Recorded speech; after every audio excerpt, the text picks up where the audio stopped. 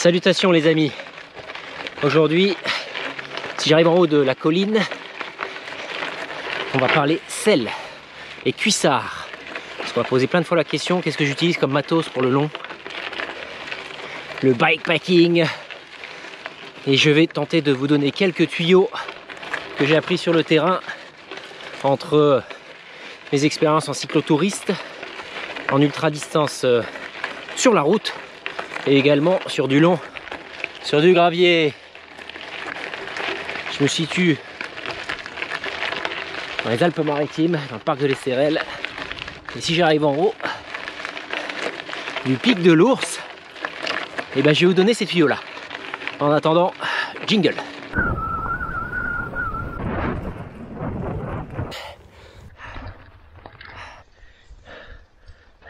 Ça y est, on a survécu à cette montée avec nos deux gravels. Donc, pour répondre à plein de gens qui m'ont posé la question sur quelle selle j'utilise pour faire de la longue distance, avant de parler de la selle, je vais vous parler de deux choses qu'il faut retenir. La première, c'est que pour choisir votre selle, il faut faire ce qu'on appelle une étude posturale. J'en ai parlé beaucoup sur la chaîne Bikingman. J'ai même fait un tuto là-dessus, je vous invite à le regarder.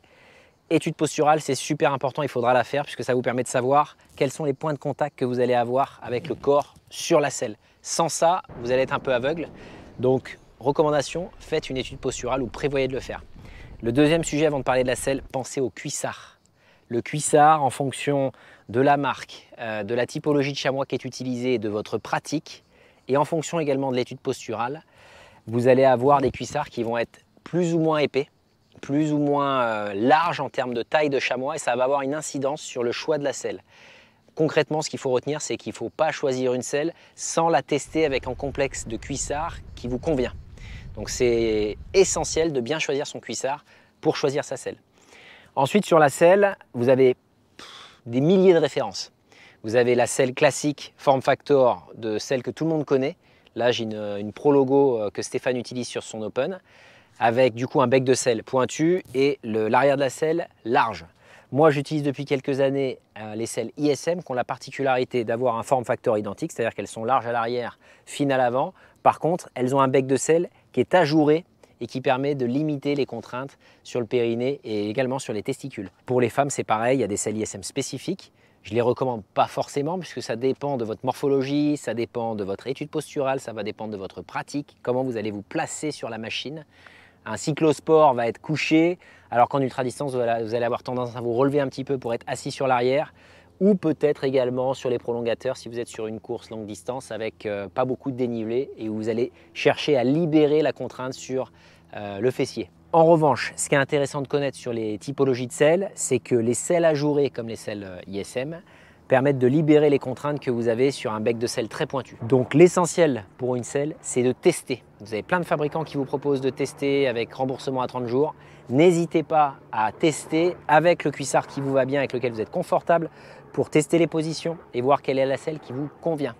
Les largeurs de selle, la longueur, l'épaisseur également de la selle diffèrent en fonction des marques. Et ça, c'est des critères également qu'il faut identifier en roulant. Et surtout en définissant in fine votre pratique, c'est-à-dire qu'est-ce que vous allez faire avec la machine. Est-ce que vous allez faire du gravel extrême? Donc là par exemple j'ai un gravel plutôt pour faire des sentiers engagés.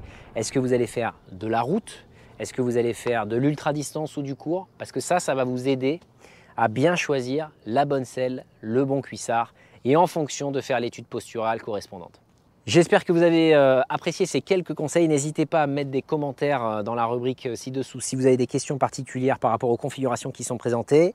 Je rappelle rapidement, ça c'est un gravel Extreme Open qui est monté avec des pneus VTT à l'avant et slick à l'arrière pour faire du chemin un peu engagé. Et à droite, il y a Stéphane qui a un gravel plutôt monté semi-route et sentier roulant avec du coup une selle un petit peu différente. Donc n'hésitez pas si vous avez des questions à me les poser. Envoyez-moi des pouces si ça vous a plu. Et puis j'espère vous voir bientôt sur les routes. Ciao! Ça c'est l'Estérel. Si vous vous posez la question de savoir où est-ce qu'on est venu faire ce tuto avec Stéphane, avec nos deux gravel open, jetez un œil à mon profil Strava, puisqu'il y a le chemin qu'on a suivi et le tracé qui est accessible. Et c'est un bon moyen de venir tester vos gravels sur des pistes fabuleuses sur la Côte d'Azur. Tout est dans la description, tous les liens. Venez vous éclater dans l'Estérel.